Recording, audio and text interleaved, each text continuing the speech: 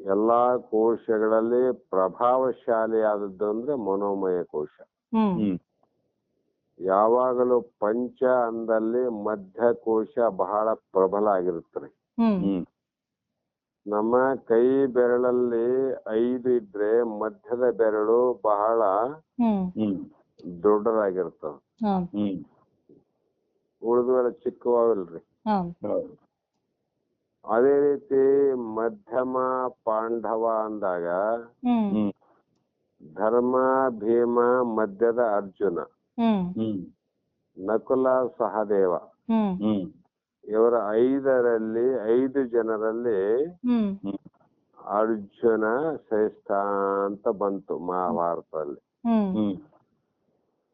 ಅಂದಾಗ ಸುಮ್ಮನೆ ಉದಾಹರಣೆಗೆ ಈ 5 ಕೋಶಗಳಲ್ಲಿ ಮನೋಮಯ ಕೋಶ ಬಹಳ ಪ್ರಭಾವಶಾಲಿ ಆದಿದ್ರಿ.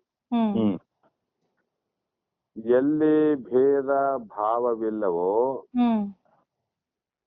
ಮತ್ತು ಅಂಗಾಂಗ ಅವಯವಗಳ ವಿಶ್ಲೇಷಣೆ ಇಲ್ಲವೋ ಅಲ್ಲಿ ಮನಸ್ಸಿನ ವ್ಯಾಪಾರವಿಲ್ಲವೆನ್ನಬಹುದು. ಮನಸ್ಸಿನಿಂದಲೇ ನಾಮರೂಪಗಳ, ಮನಸ್ಸಿನಿಂದಲೇ ಗುಣಕ್ರಿಯೆಗಳ, ಮನಸ್ಸಿನಿಂದಲೇ ಅನೇಕ ತಮಗಳ ಪ್ರಯೋಜನ ಅಪ್ರಯೋಜನಗಳ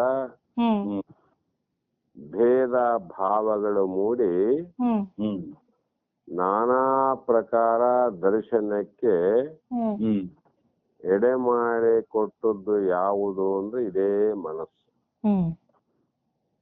ಈ ಮನಸ್ಸು ಎಂಥದ್ದು ಮಾಡಿತ್ತು ನಾವು ಭೇದ.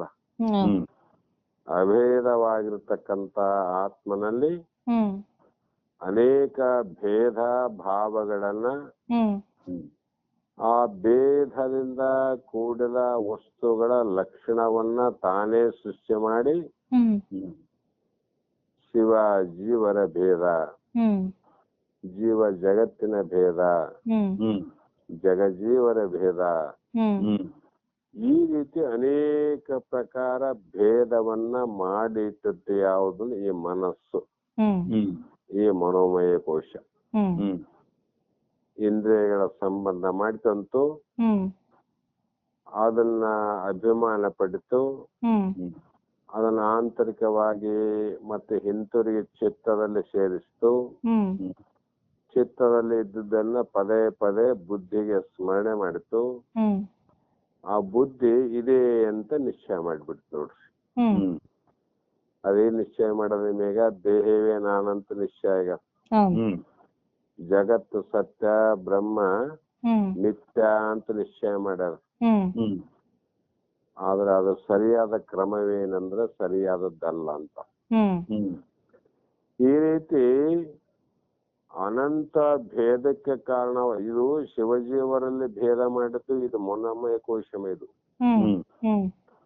ಶಿವಜೀವರ ಭೇದ ಮಾಡಿದ್ದೇ ಇದು. ಆ ಕಾರಣ ಈ ಮನಸ್ಸು ಇಲ್ಲದಿದ್ದಲ್ಲಿ ಎಲ್ಲವೂ ಅಭಾವ.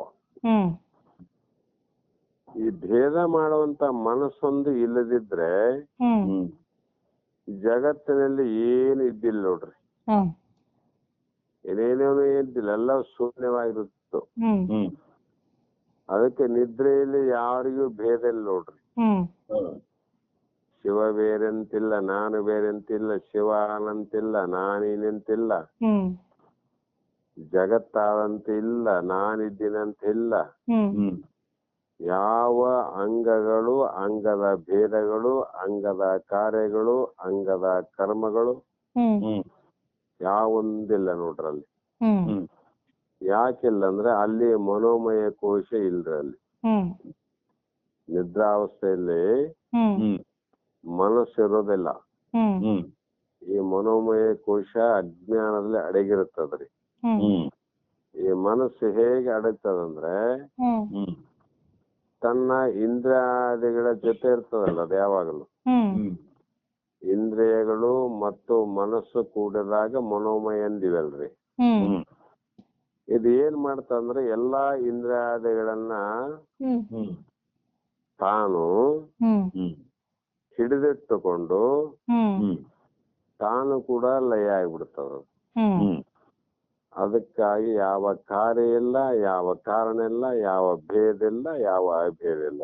ಹ್ಮ್ ಹೀಗೆ ಹ್ಮ್ ಮನೋಮಯ ಕೋಶವು ಹ್ಮ್ ತನ್ನ ಹಿಂದಿನ ಕೋಶವಾದ ಅದರಿಂದ ಯಾವುದರೇ ಪ್ರಾಣಮಯ, ಹ್ಮ್ ಅದರಿಂದ ಯಾವುದು ಅನ್ನಮಯ. ಹ್ಮ್ ಈಗ ಅನ್ನಮಯ ದಾಟಿ ಪ್ರಾಣಮಯ, ಪ್ರಾಣಮಯ ದಾಟಿ ಮುಂದಿಂದು ಇದು ಮನೋಮಯ. ಹ್ಮ್ ಈ ಪ್ರಾಣಮಯ ಕೋಶವನ್ನ ಪೂರ್ಣವಾಗಿ ವ್ಯಾಪಿಸಿಕೊಂಡಿದೆ.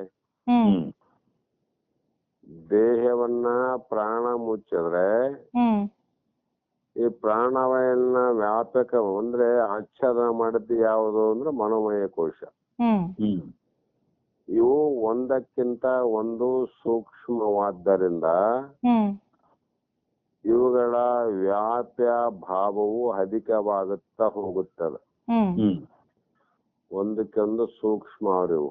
ಹ್ಮ್ ಸ್ಥೂಲ ದೇಹಕ್ಕಿಂತ ಸೂಕ್ಷ್ಮ ಪ್ರಾಣ, ಹ್ಮ್ ಪ್ರಾಣಮಯ ಕೋಶಕ್ಕಿಂತ ಸೂಕ್ಷ್ಮ ಯಾವ್ದ್ರಿ ಮನೋಮಯ. ಹ್ಮ್ ಸ್ಥೂಲ ಶರೀರ ಕಂಡಂಗ ಪ್ರಾಣ ಕಾಣಂಗಿಲ್ಲ ನೋಡ್ರಿ. ಪ್ರಾಣವನ್ನ ಶ್ವಾಸ ಉಚ್ಛ್ವಾಸ ಯಾವುದೇ ರೀತಿಯಿಂದ ಅನುಭವ ಮಾಡಬಹುದು. ಆದ್ರೆ ಮನಸ್ಸು ಅನ್ನುವಂಥದ್ದು ಎಲ್ಲಾ ಕೆಲಸ ಮಾಡ್ತದ. ಆದ್ರೆ ಅದು ಹೀಗೆ ಇದ್ದೀನಿ ಅಂತ ಯಾರಿಗೂ ಗೊತ್ತಾಗಿಲ್ಲ. ಅದಕ್ಕಿಂತ ಸೂಕ್ಷ್ಮ ಐತಲ್ರಿ. ಮನಸ್ಸು ತನಗೆ ತಿಳಿದಿರುವುದನ್ನು ಮಾತ್ರ ಕುರಿತು ಯೋಚಿಸಬಲ್ಲದು. ಇಲ್ಲೇನ್ ಹೇಳ್ಬೇಕಾದ್ರೆ ಅದೇನೆ ಮನೋಮಯ ಕೋಶ ಅಲ್ಲ ಅನ್ನೋದಕ್ಕೋಸ್ಕರವಾಗಿ ತನಗೆ ತಿಳಿದಿರುವುದನ್ನು ಮಾತ್ರ ಕುರಿತು ಯೋಚಿಸಬಲ್ಲದು. ಮನಸ್ಸಿನ ಗೋಚರಕ್ಕೆ ಬಾರದೆ ಇರುವುದನ್ನು ಮನಸ್ಸು ಎಂದೂ ಚಿಂತಿಸುವುದಿಲ್ಲ. ನಾ ಬಹಳ ಸಲ ಹೇಳ್ತೀವಲ್ಲಮ್ಮ, ನಾವು ಹಿಂದೆ ಆಗಲಿ ಯಾವುದಾದರೂ ವಸ್ತುವನ್ನ ನಾವು ನೋಡಿದ್ದೀವಿ ಅಂದ್ರೆ ಆ ವಸ್ತುವಿನ ಬಗ್ಗೆ ಮಾತ್ರ ಮನಸ್ಸು ಯೋಚನೆ ಮಾಡ್ತಾವ. ಇನ್ನು ಜಗತ್ತಿನಲ್ಲಿ ನಾವು ನೀವು ನೋಡಲಾರ್ದ ಎಷ್ಟೋ ವಸ್ತುಗಳಾವ. ಆ ವಸ್ತುಗಳ ಯೋಚನೆಯನ್ನ ಮನಸ್ಸು ಎಂದಾದ್ರೂ ಮಾಡದೇನ್ರಿ? ಮಾಡಿಲ್ಲ. ಅಂದ್ರಾಗ ಇದ್ರದ್ದು ಅಳತೆ ಎಷ್ಟರಿ? ಸೀಮಿತವಾಗಿದೆ ಅಂತ ಅರ್ಥ ಆಯ್ತು. ತನಗೆ ತಿಳಿದಿರುವುದನ್ನ ಮಾತ್ರ ಚಿಂತೆ ಮಾಡ್ತದ, ತಿಳಿಯದೇ ಇರುವುದನ್ನ ಯೋಚನೆ ಮಾಡಕ್ ಹೋಗೋದಿಲ್ಲ. ನನಗೆ ತಿಳಿಯದಿರುವುದನ್ನು ನಾನು ಹೇಗೆ ಯೋಚಿಸಬಲ್ಲೆ? ನನಗದು ಗೊತ್ತೇ ಇಲ್ಲ ಅಂದಾಗ ಅದರ ಬಗ್ಗೆ ನಾ ಯೋಚನೆ ಮಾಡೋ ಅವಶ್ಯಕತೆನೇ ಇಲ್ಲ ಅಂತ ಅಂದ್ರೆ ಅದು ಸಾಧ್ಯವೇ ಇಲ್ಲ ಅಂತ ಅರ್ಥ. ನನಗೆ ಯಾವುದಾದರೂ ವಿಷಯದ ಜ್ಞಾನವು ಹೊಸದಾಗಿ ಉಂಟಾದರೆ ನನಗ್ ಗೊತ್ತಿಲ್ಲಂತ ಎಷ್ಟೋ ವಿಷಯಗಳಲ್ಲಿ ಯಾವುದಾದ್ರೂ ಒಂದು ಹೊಸದು ಗೊತ್ತಾಯ್ತಮ್ಮ. ಹೊಸ ವಸ್ತುವಿನ ಬಗ್ಗೆ ಜ್ಞಾನ ಆಯ್ತು. ಅದು ನನ್ನ ಅರಿವಿನ ಪರದೆಗೆ ಒಳಪಟ್ಟು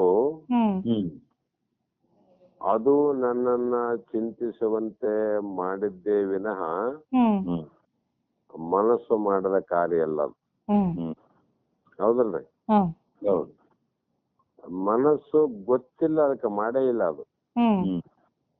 ಆದರೆ ನನಗೆ ಹೊಸದಾಗಿ ಈಗ ಪಾರಮಾರ್ಥದ ಒಂದು ಯಾವುದೋ ಜ್ಞಾನ ವಿಷಯ ನಿಮಗೆ ಸ್ವಲ್ಪ ಉಂಟಾಯ್ತಂದಾಗ ಅದು ನನ್ನ ಅರಿವಿನಿಂದ ಉತ್ಪತ್ತಿಯಾದಂತ ಜ್ಞಾನವೇ ವಿನಃ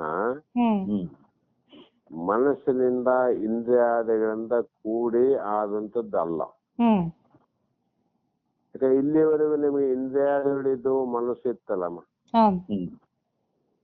ಈ ಒಂದೇ ಜನ್ಮ ಅಲ್ಲ, ಎಷ್ಟೋ ಜನ್ಮಗಳಲ್ಲಿ ಇವೆಲ್ಲವೂ ಕೂಡಿ ಎದ್ದದ್ದೇ ಮನೋಮಯ ಕೋಶ. ಆವಾಗ ಈ ಜ್ಞಾನ ಚಿಂತನೆಯನ್ನ ನಾವು ನೀವು ಮಾಡಬಹುದಾಗಿತ್ತು, ಆದ್ರೆ ಮಾಡಕ್ ಆಗ್ಲಿಲ್ಲ. ಕಾರಣ ಹ್ಮ್ ಇದು ಮನಸ್ಸು ಗೊತ್ತಿದ್ದಷ್ಟೇ ಯೋಚನೆ ಮಾಡ್ತದ. ಹ್ಮ್ ಇಲ್ಲಿವರೆಗೂ ಅದಕ್ಕೆ ಗೊತ್ತೇ ಇಲ್ಲ ನೋಡ್ರಿ. ಹ್ಮ್ ನಾವು ಅನ್ಯರಿಂದ ಯಾವುದೇ ಒಂದು ಹೊಸ ಜ್ಞಾನವನ್ನು ಪಡೆದಾಗ ಹ್ಮ್ ಅದು ನಮ್ಮ ಅರಿವಿನಿಂದ ಪಡೆದಂತ ಜ್ಞಾನ. ಹ್ಮ್ ಹೌದಲ್ಲಮ್ಮ? ಹೌದು. ನಮ್ಮ ಮನಸ್ಸಿನ ಪ್ರಯತ್ನ ಅಲ್ಲ. ನಾವು ಹ್ಮ್ ಬಹಳ ಅರಿವಿನಿಂದ, ವಿಚಾರದಿಂದ, ವಿವೇಕದಿಂದ, ಹ್ಮ್ ಅನಂತ ಪುಣ್ಯ ಪ್ರಭಾವದಿಂದ ಹ್ಮ್ ಪಡೆದಂತದ್ದೇ ವಿನಃ ಮನಸ್ಸಿಂದ ಪಡೆದದ್ದಲ್ಲ. ಹ್ಮ್ ಅದಕ್ಕಾಗಿ ನನಗೆ ಈಗ ಜ್ಞಾನದ ಬಗ್ಗೆ ಚಿಂತೆಯನ್ನ ಮಾಡಬಲ್ಲದು. ಹ್ಮ್ ಈಗ ಅದೇ ಮನಸ್ಸಿಗೆ ಹೇಳ್ತಾ ಇದ್ದೇವೆ, ಹೋ ಮನಸ್ಸೇ, ಹ್ಮ್ ನೀವು ಅನಿತ್ಯವಾದಂತ ಹ್ಮ್ ರಾಗದ್ವೇಷದಿಂದ ಹ್ಮ್ ಸುಖವಿಲ್ಲದ ವಸ್ತುಗಳ ಚಿಂತನೆಯನ್ನ ಮಾಡಿ ಹ್ಮ್ ನನ್ನ ಆಂತರಿಕ ಶಾಂತಿಯನ್ನ ಕಡೆಯುವುದನ್ನು ಬಿಟ್ಟು ಹ್ಮ್ ನನಗೆ ಸುಖ ಕೊಡುವಂತ ಒಂದು ದಿಕ್ಕು ಇದೆ, ಒಂದು ದಾರಿ ಇದೆ, ಒಂದು ಮಾರ್ಗ ಇದೆ. ಹ್ಮ್ ಆ ಒಂದು ನಿತ್ಯವಾದ ಆತ್ಮ ವಸ್ತುವನ್ನ, ಶಾಂತಿಯನ್ನ, ಸಮಾಧಾನವನ್ನ ಚಿಂತೆ ಮಾಡು ಅಂತ ಹೀಗೆ ಹೇಳಿದ ಕಾರಣ ಇದನ್ನು ಚಿಂತೆ ಮಾಡಕತ್ತದ ಮನಸ್ಸು. ಹೌದಲ್ಲ? ಈ ಕಡೆ ಅದರ ಮಾರ್ಗವನ್ನ ಬದಲಾಯಿಸಿದೀವಿ. ಯಾವುದರಿಂದ? ಅರಿವಿನಿಂದ. ಏಕೆಂದರೆ ಸದ್ಯ ಸ್ಥಿತಿಯಲ್ಲಿ ವ್ಯಕ್ತಿಗೆ ಇರುವ ಜ್ಞಾನದ ಗಡಿಯವರೆಗೆ ಮಾತ್ರ ಸಾಮಾನ್ಯವಾಗಿ ಮನಸ್ಸು ಅರಿದು ವ್ಯಾಪಿಸಬಲ್ಲದು. ಇದಕ್ಕೇನ ಒಂದು ಲಿಮಿಟ್ ಆದಂತ. ಇದು ಎಲ್ಲಿವರೆಗೂ ಮನಸ್ಸು ಕೆಲಸ ಮಾಡ್ತದಂದ್ರೆ ಅದಕ್ಕೊಂದು ಮಿತಿ ಇದೆ. ಆ ಮಿತಿಯವರೆಗೆ ಮಾತ್ರ ಇದು ಚಿಂತೆ ಮಾಡಬಲ್ಲದು. ಇಂದ್ರಿಯ ಜನ್ಯ ವಸ್ತುಗಳೇನಾವ್ರಿ, ಆ ವಸ್ತುಗಳ ಜ್ಞಾನವನ್ನ ಮಾತ್ರ ಇದು ಪಡೆಯಬಹುದು. ಆ ವಸ್ತುಗಳ ವ್ಯವಹಾರವನ್ನ ಮಾಡಬಲ್ಲದು. ಆ ಕಾಣುವ ವಸ್ತುಗಳಲ್ಲಿ ಆ ವಸ್ತುಗಳು ಎಲ್ಲಿ ಇದ್ದಾವೆ ಅಲ್ಲಿಯವರೆಗೆ ಹೋಗಿ ಅದನ್ನ ಮುಟ್ಟಬಲ್ಲದು. ಏನ್ರಿ? ವಿಷಯಾದಿಗಳನ್ನ ಮುಟ್ಟಬಲ್ಲದ ವಿನಃ ನಿರ್ವಿಷಯವಾಗಿರ್ತಕ್ಕಂಥ ಆತ್ಮನನ್ನ ಮುಟ್ಟುವ ಸಾಮರ್ಥ್ಯ ಮನಸ್ಸಿಗಿಲ್ಲ. ಅಂದಾಗ ಇದು ಕೂಡ ಆತ್ಮನ ಆಗಲಿಕ್ಕೆ ಬರುವುದಿಲ್ಲ ಅಂತ. ಆತ್ಮ ಎಲ್ಲ ಇರ್ತದಲ್ಲ ನಮ್ಮ ಜ್ಞಾನ. ಬಾಹ್ಯದ ಪ್ರಪಂಚ, ಪ್ರಪಂಚದ ವಸ್ತು, ಬಾಹ್ಯ ವಸ್ತುಗಳ ನಿತ್ಯ ಅನಿತ್ಯತ್ವ, ಬಾಹ್ಯ ವಸ್ತುಗಳಿರುವ ದೋಷ ತಿಳಿದುಕೊಂಡು ಅಂತರಂಗದಲ್ಲಿ ಕೂಡ ಅನೇಕ ಪ್ರಪಂಚವನ್ನೇ ಸೃಷ್ಟಿ ಮಾಡಿ ಅಲ್ಲಿ ಕೂಡ ಅನಿತ್ಯತ್ವವನ್ನ ತಿಳಿದುಕೊಂಡು ನಿತ್ಯತ್ವದ ಪ್ರಾಪ್ತಿಯನ್ನ ಮಾಡಿಕೊಳ್ಳುವುದು ಇದು ಅರಿವಿನ ಕೆಲಸ ವಿನಃ ಮನಸ್ಸಿನ ಕೆಲಸ ಅಲ್ಲ. ಅದಕ್ಕಾಗಿ ಇಲ್ಲಿ ಪಂಚೇಂದ್ರಿಯೈ ಪಂಚಭಿರೇವ ಹೋತುಭಿ ಪ್ರಚೀಯಮಾನೋ ವಿಷಯಾಜ್ಯಧಾರಯ ಜಾಜಲ್ಯಮಾನೋ ಬಹುವಾಸನಂದೇನೈ ಮನೋಮಯಾಗ್ನಿರ್ದಹತಿ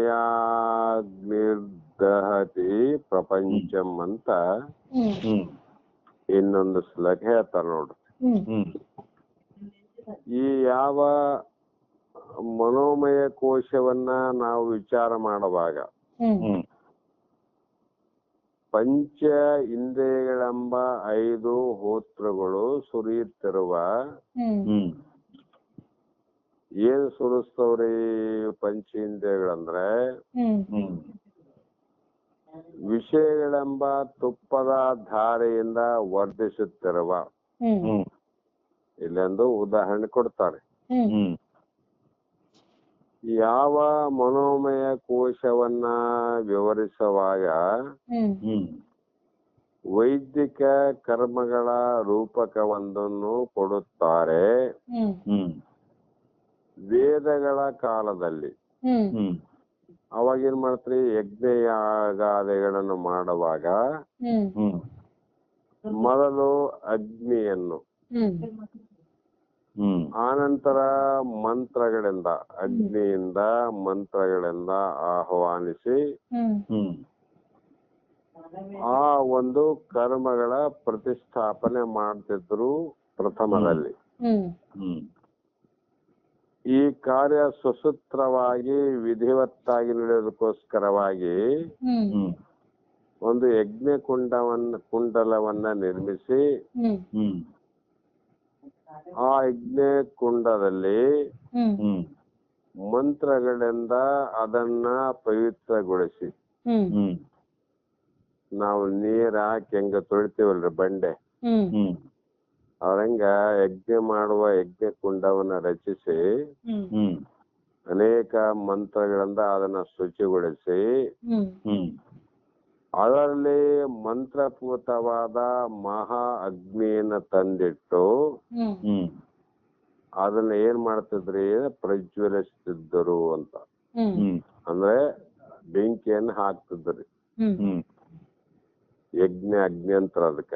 ಹ್ಮ್ ಹ್ಮ್ ನಾವು ಒಲೆಯಲ್ಲಿ ಹಾಕೋ ಅಗ್ನಿಗೆ ಹ್ಮ್ ಹ್ಮ್ ಕುಂಡಲದಲ್ಲಿ ಹಾಕುವ ಅಗ್ನಿಗೂ ವ್ಯತ್ಯಾಸ ಇದ್ರಿ. ಹ್ಮ್ ಹ್ಮ್ ಇಲ್ಲಿ ಯಾವ ದೇವರನ್ನ ನಾವು ಮಂತ್ರವನ್ನ ಹೇಳಿ ಬೆಂಕಿ ಹಾಕೋದಿಲ್ಲ. ಹ್ಮ್ ಹ್ಮ್ ಕಟ್ಟಿಗೆ ಇಡೋದು, ಹ್ಮ್ ಸ್ವಲ್ಪ ಏನಾದ್ರೂ ನಾವು ಯಾವ ಕರ್ಪೂರವನ್ನು ಹಾಕಿ ಅಗ್ನಿ ಸ್ಪರ್ಶ ಮಾಡೋದು ಅಷ್ಟೇ, ಮುಗಿತು.